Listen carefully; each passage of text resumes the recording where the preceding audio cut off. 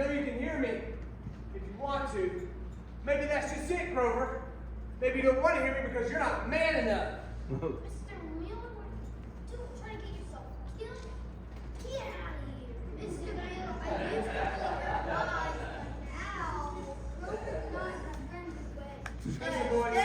Especially towards you.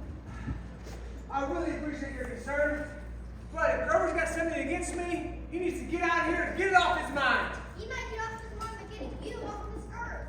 Please, Mr. Miller, go home. Go home to the girls, please.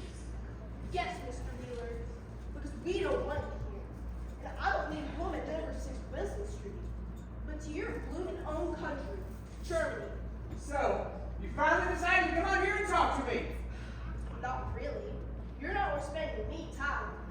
I know I'm not worth very much, which is why I want to talk to you one-on-one. It's your funeral. What do you mean? Grover, if I'm not worth much, then certainly I can't have much to say. So can we please talk alone? Gonna try and sweet talk me like you've done everyone else in this town? Huh, Mr. Mueller? Well, I can tell you right now that it won't work with me. It won't work. No, I'm not trying to sweet talk you, but I do want to ask you one question. All right. Go on, boys. This won't take long.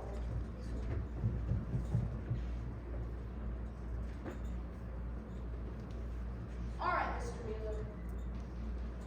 Grover, why don't you like me? What? Why don't you like me? I heard you the first time. What kind of question is that? It's an honest question that needs an honest answer. Why do you keep rejecting the free gift that I'm giving you? You really want to know? If you can't see it right now, you're dumber than I thought. Clearly! It's because you've taken everything that I have that is dear to me and made them of you. You mean the girls? Yes, I mean the girls, and not only that, but your kind is not to be trusted. What do you mean? Why? Because all people care about is themselves. And the only reason you're being kind to me is for yourself. You think I'm doing this because I like it? I don't know.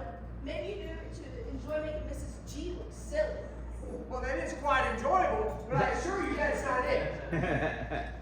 Maybe you get money for doing it. Not a cent. Maybe a pat on the back from your wife. Oh, more like a kick in the pants. Well, nobody does something for nothing. But Grover, have you ever really loved somebody? What do you mean? Have you ever loved somebody so much that you would do anything for them regardless of how they treated you? Well, no. It all depends on how they treat me. If they treat me fine, I treat them fine. If it suits me. You see, Grover, I used to feel the same way.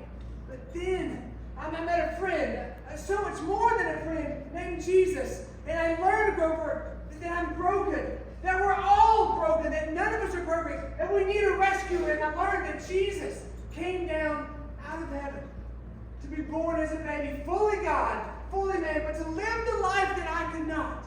So that when God decided to punish sin, Jesus took my place on the cross. He punished Jesus instead of me. That's the kind of love I want to show you because of what Jesus has done in my life. Accept that, Grover. Understand that God loves you and wants to give you that same kind of love.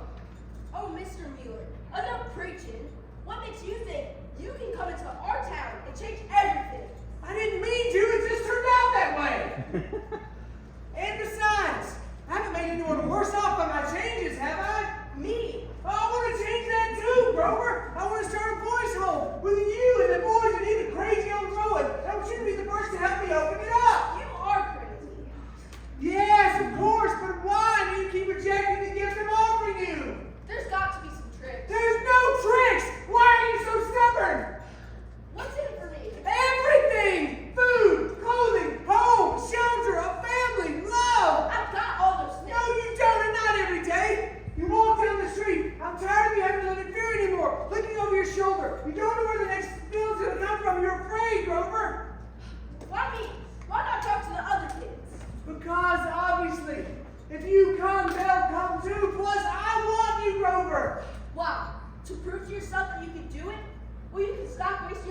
Because I'm not going to your silly old orphanage. I could run my own life, give all the things I need. No, you can't. You're no better off today than you were yesterday. You'll be no better off tomorrow than you are right now. Come with me, Grover. No. Can't you understand? No, I'm not going to your orphanage. Grover, deep down, you're just afraid. You're scared. Grover, you know you put up a big front, but deep down, I can still see that you are frightened. Stop it! No, I can't, Grover. Listen, you're afraid. What you're afraid of is that people will understand and know that you're scared every single day because you don't know what's going to happen next. You don't know who's walking down behind you on the street. And Grover, why do you think you talk so big and so loud all the time? Stop it, I tell you! No, I'm not going to stop it. You need to come here and you need to listen to me. I don't want to hear anymore! Grover. I know you need those girls. But more than the girls, you need God's love. You can't fight for it. You can't beg for it.